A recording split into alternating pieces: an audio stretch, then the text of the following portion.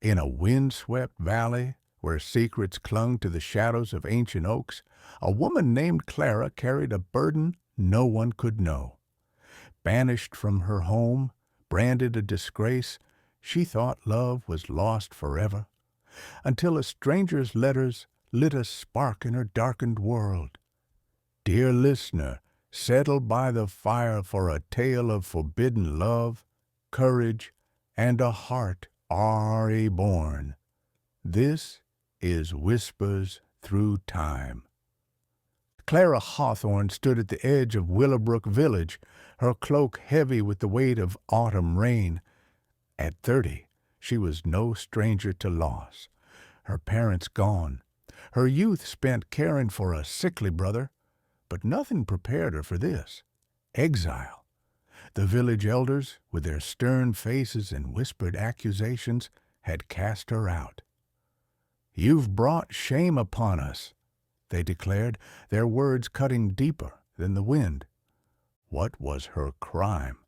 A secret she dared not speak, a forbidden liaison with a man promised to another, a moment of weakness that ended in scandal. The truth was more complex. Her heart had been misled, her trust betrayed. But the village cared only for appearances. Clara was branded a fallen woman, her name erased from Willowbrook's hearths. With a single satchel and a heart full of regret, she trudged toward the only refuge left, a dilapidated cottage in the Blackwood Vale, a place shunned by villagers who called it cursed. The cottage belonged to a recluse, a man no one had seen in years, known only as Elias. Rumors swirled of his madness, his solitude, but Clara had no choice. She knocked on the weathered door, her breath catching as it creaked open. A man stood there, tall and lean, with silver-streaked hair and eyes like storm clouds. "You're the banished one," Elias said, his voice low, neither cruel nor kind. "You can stay, but keep to yourself."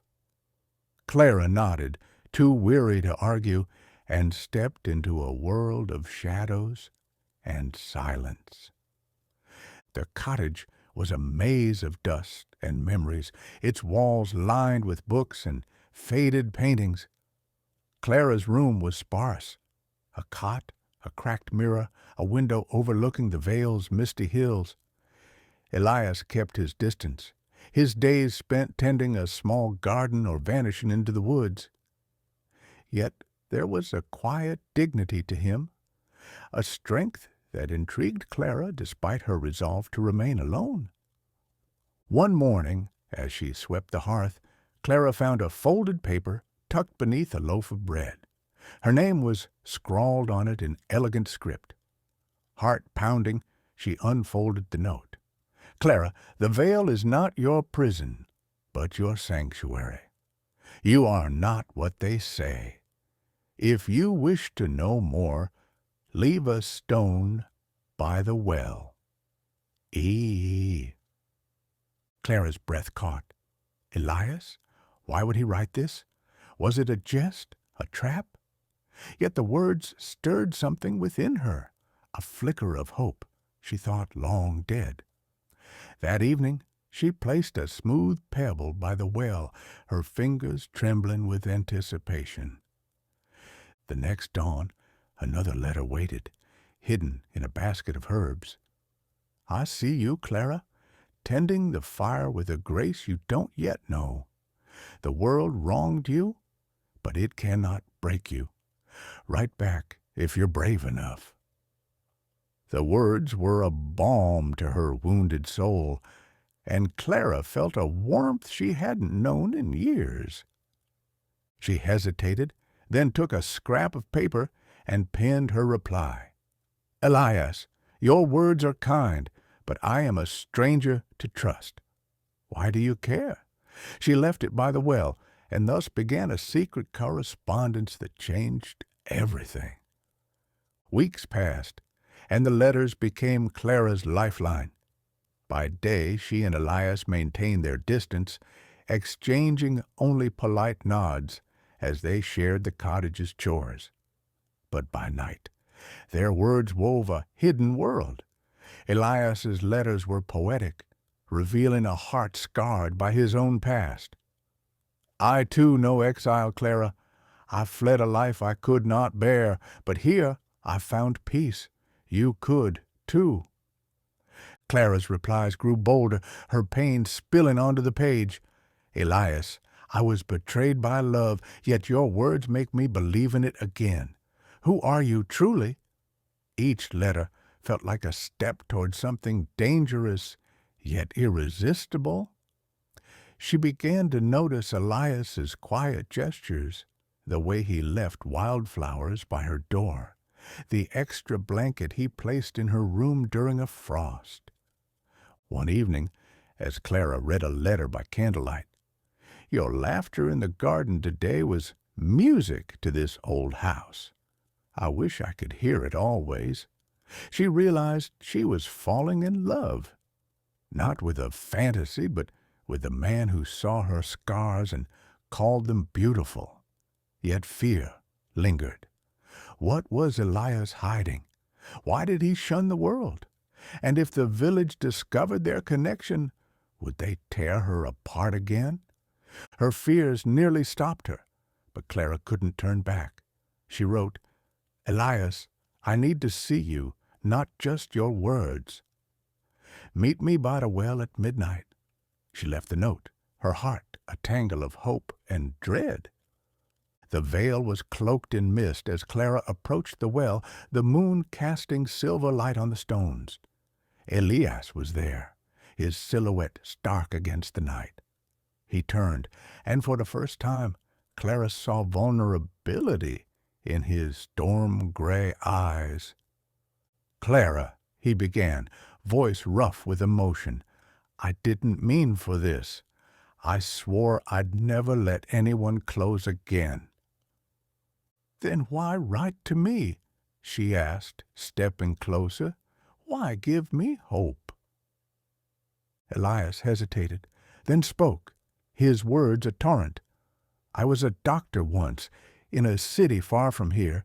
I loved a woman, but she died under my care, and I was blamed, called a murderer. I fled to this vale, thinking solitude was my penance. But then you came, and you reminded me I could still feel. Clara's heart ached for him, for the pain he'd carried alone. You're not a murderer, Elias. You're the man who saved me with words. He looked at her, eyes searching. And you, Clara, what's your secret? Why were you banished? She swallowed, the truth heavy on her tongue. I loved a man who promised me everything, but he was betrothed to another. When I learned the truth, I ended it. But he spread lies, said I seduced him. The village believed him, and I was cast out. Elias reached for her hand, his touch steady. They were wrong about you, just as they were wrong about me. In that moment, the world shrank to the space between them. Clara leaned closer, and Elias's lips met hers, a kiss soft yet searing, a promise forged in shared pain. But as they pulled apart, a twig snapped in the darkness. Clara froze. Someone was watching. The next morning, a note arrived, but it wasn't from Elias. Scrawled in harsh ink, it read, I know your secret, banished woman. Leave the vale, or I'll tell the village you're ensnaring the recluse. Clara's blood ran cold. Someone had seen them, perhaps a villager, perhaps the man who'd betrayed her years ago, seeking to ruin her again. She showed the note to Elias, who clenched his jaw. They won't drive you away, he said, not this time. But if they come for us, Clara began. Then we leave, Elias said, his voice fierce. Together. I've saved enough to start anew far from here. Will you come with me? Clara's heart raced. To leave meant risking everything, her safety, her heart. But to stay meant a life of fear. She looked into Elias's eyes and saw not just love, but a future. Yes, she whispered, I'll go with you.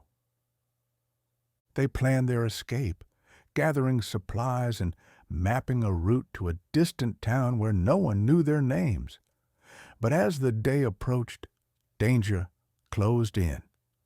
Hoofbeats echoed in the vale, and Clara glimpsed figures in the woods. Villagers, armed with torches, led by her former lover Thomas, his face twisted with malice. "They've come for you," Elias said, pulling her close, "but I won't let them take you." As dusk fell, Clara and Elias slipped from the cottage, their breaths visible in the cold air. The villagers' shouts grew closer, their torches painting the vale in flickering light. Elias led Clara through a hidden path he'd carved in his years of solitude, a trail winding through the forest to a waiting horse. But Thomas and his men were relentless, their voices taunting. "You can't run, Clara. You're nothing." Clara's fear surged, but Elias's hand in hers was her anchor. "You are everything," he whispered, and she believed him. They reached the horse, and Elias helped Clara mount before climbing behind her. The villagers burst into the clearing, Thomas at their head, his eyes blazing with hate. "She's mine to punish," he roared. Elias faced him, unflinching. "She's no one's to punish. She's free." With a defiant cry, Elias spurred the horse, and they galloped into the night, the villagers' shouts fading behind them. Clara clung to Elias, her heart soaring despite the danger. They rode until dawn, reaching a quiet valley where the world felt new. There, under a sky streaked with pink, Elias turned to Clara. "We're safe now," he said, his voice soft. "And I love you, Clara, more than words can ever say." She smiled, tears in her eyes. "Then don't use words," she said, and kissed him, a kiss that held all their promises, their pain, and their hope. And so Clara and Elias built a life far from the veil, their love a flame no one could extinguish. Dear listener, what would you risk for a love that sets you free? Share your thoughts in the comments below and subscribe to Whispers Through Time for more tales of hearts unbound. Until next time, may love find you in the shadows. Don't forget to like and subscribe for more incredible stories.